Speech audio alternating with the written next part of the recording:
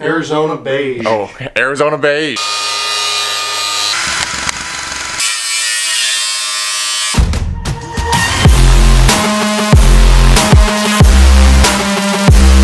What's up, guys? Welcome back to the channel. If it's your first time stopping in, don't forget to go down below and hit the subscribe button. And if you enjoyed today's video, give it a thumbs up. I'd really appreciate it.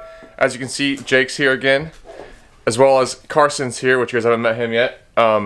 But we'll probably show his Ford in this video because, as you can see, we got the fender flares pulled off because we're going to sand them down, trim them up real quick so he stops rubbing, and then go ahead and hit him with some what color is this? Arizona beige. Oh, Arizona beige. They both had it at the same time.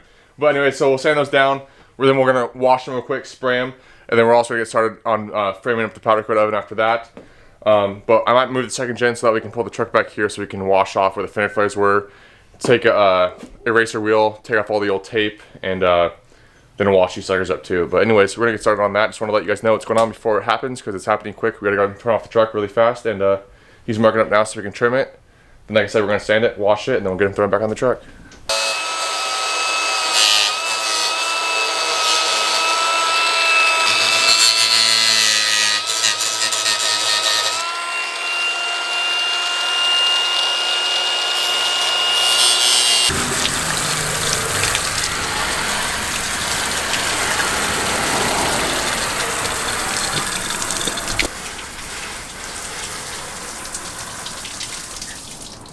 Alright, so right now we are currently washing off all the gunk that was behind the fender flares, and we're also about to take a 3M eraser wheel to take off all this adhesive here. But before we do, we're rinsing it off to get all this crap Yucky. that was behind them off. It's pretty dirty. Pretty bad, but getting it all cleaned up before we put the fenders back on.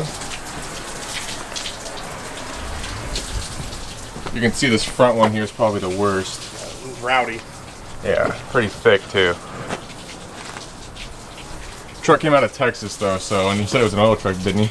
Yeah, I figure it was oil crummy because it had there's pipe dope on the armrest that we changed out. But we're getting all the taken off, cleaned up, so that way keep Texas clay. Yeah, get all the Texas clay off, get everything clean, so that way you don't have to worry about any rust problems. I don't know if I'm that committed today, Jake. I'm gonna do it for the content, bro.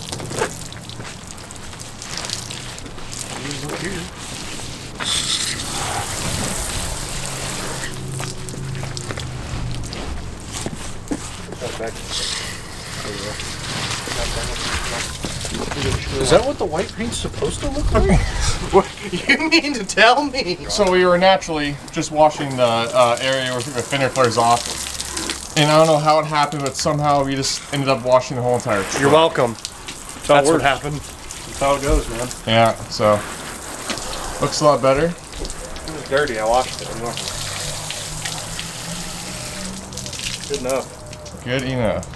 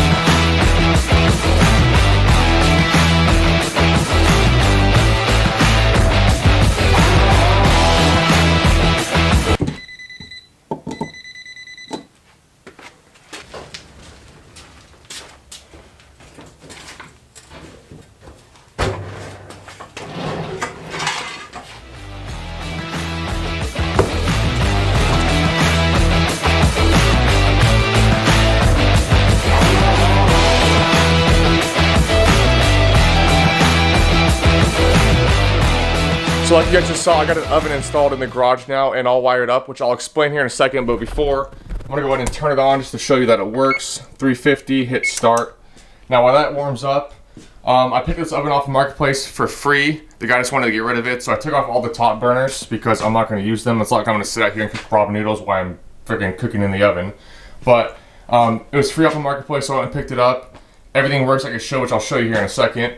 I ran some 1-inch conduit around the border of the ceiling here, kind of like I did for the air compressor right here.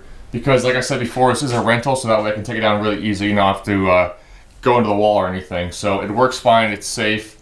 It's ran over to the box, which is sitting right over here. And then I drilled a hole in the back of the wall, through the top of the wall right there, which is a box that covers it up. I'll just show you. So like you can see right here, the top one is the air compressor, the bottom one is the oven. They go into a box which goes in behind the wall into the electrical panel right here. For the oven, I installed a double pole 60 amp breaker because the 6-3 wire that I put in the conduit is good for 60 amps, I believe, and the oven is running on 50 amps, so we have plenty of room there. If we open this up, we should have, you can see they're starting to warm up, so the inside works. The top of it, like I said, I don't know. I didn't test it out because like I'm not gonna be cooking out here on it, so I really don't care. Either way, it was free, so you can't beat free and you can't complain about it. But super simple to wire up. I ended up killing all the power to the garage on the main breaker on the house, and then pull the main breaker out of the panel out here. Double tested everything like 3 or 4 times just to make sure we had no power, because that's one thing you don't want to mess with is electrical, because you will be sorry. So always double, triple check things if you're messing with electrical stuff, because it's not something you want to make a mistake on. But anyways, we now have an oven out in the garage, which is super exciting because I have a lot of plans for what I'm going to do. Actually, I already have what's going in this space right here is already in the process of being done, as you guys are seeing this video. I'm already, like I said in the last video, I'm already 3 or 4 videos ahead. So the sandblasting cabinet is what you guys will see next. We're going to do some modifications to that, make that more user-friendly and also more efficient. And then after that, we'll be doing what's going to go into this corner right here. But anyways, I know originally I was going to build my own powder coating oven, which I'm still going to do, but I don't have time before the Idaho show, unfortunately, because I'm on a time crunch. As of right now, it's the 14th of June when I'm filming this outro right here. The oven is done, so if we look in here, you can see, like I said, everything works as it should. So when we get back from the show, I'll install whatever parts that make it on for the show, and then I also have a bunch of parts for the second gen to go on the second gen. And then we'll start working on building a custom oven, because right now we are limited to whatever fits inside this, which sucks, but I'm going to make it work for now. I dropped off a couple parts to a local guy that I found that he actually follows me on Instagram. Dropped off a couple parts to him to get powder coated, and he just sent me some photos of it today. I dropped it off about 2 days ago now. And let me just say, they came out amazing. They look really good, and I'm excited to do some parts myself here. Let me know in the comments down below what color you guys think I went with. It's a prismatic color. It's different than something I'd normally go with, but it's going to stand out, and I'm really excited, and I think it looks really good. But I hope you guys enjoyed today's video. I know it was kind of all over the place because there was a lot going on, and then also my original plan didn't work out because of a time crunch now, and I also want to make sure I have like the main bones of the build done for the show. I don't want to show up like, you know, half things done, looking half-assed, like truck garage type stuff. So we are doing the necessary stuff to make sure that does not happen. But I hope you guys enjoyed it. If you did, give it a thumbs up. If you're new here, go down below, hit the subscribe button, and we'll see you in the next video.